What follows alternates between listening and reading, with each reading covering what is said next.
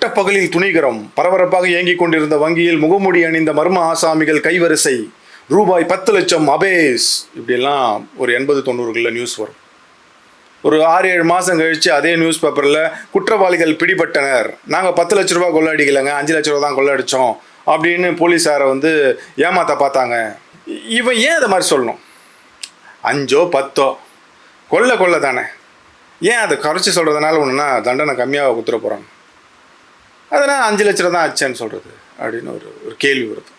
ஒரு வேளை சும்மா பேசி பார்ப்போம், ஒரு வேளை இவன் சொல்கிறது உண்மையாக இருந்தா, உண்மையாகவே இவன் வந்து 5 லட்ச ரூபா தான் கொள்ளடிச்சான் அப்படின்னா அந்த 5 லட்ச ரூபா மிச்சம் அது எங்கே, அது யார் கொள்ளடிச்சது அப்படின்னு ஒரு கேள்வி பெருசாக நிற்குது.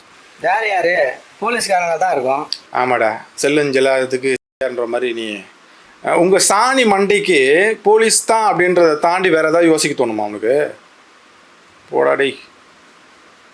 சரி, இது இப்போ இல்லைங்க, காலங்காலமாக நடந்துகிட்ருக்குது. அந்த ஆட்டோ சங்கர், வீரப்பன், பூலாந்தேவி, இந்த சீவலபேரி பாண்டி, இவங்கெல்லாம் ஒரு 10% தான் அந்த தப்பை பண்ணியிருப்பாங்க. மிச்சம் இருக்கிற 90% வெளிலேருந்து வந்திருக்கும். இப்படிதானே? இப்போ நீ சொன்ன ஆளுங்கெல்லாம் குற்றமற்றவர்கள் சொல்ல வரியா? இவங்கெல்லாம் வந்து குற்றமற்றவர்கள் நான் சொல்ல வரலைங்க. இவங்க செஞ்சது ரொம்ப சொற்பன்னு சொல்ல வரேன். அவங்கள வச்சு வெளியில் தான் நிறைய சம்பாரிச்சாங்கன்னு சொல்கிறேன். நான் சொல்கிறதுக்கு எந்த ஆதாரமும் இருக்குமா அப்படின்னு அதானே சொல்ல வர? அது இல்லை. பழி ஒரு பக்கம், லாபம் ஒரு பக்கம் அப்படின்ற மாதிரி ஆயிடுச்சு. இவங்க ஏன் ஒத்துக்குனாங்க? இல்லைன்னு சொல்லலாம்ல, அந்த தவறுகள்லாம் நாங்கள் செய்யலைங்கன்னு சொல்லலாம்ல. இவங்க மௌனம் காத்தது கூட ஒரு குற்றம் தான். ஒரு பெரிய போர் வீரன், அவர் ரொம்ப மதிக்கிற போர் வீரன். அவர் இழப்பு என்னை ரொம்ப பாதிச்சது. அவர்கிட்ட ஒரு கேள்வி கேட்குறாங்க, ஐயா அது மாதிரி நடந்துச்சே, இதை பற்றி நீங்கள் என்ன நினைக்கிறீங்கன்னு ஒரு கேள்வி கேட்குறாங்க. அவர் துன்பவியல் சம்பவம்ன்றார். இல்லைன்னு சொல்ல, செஞ்சோன்னும் சொல்ல.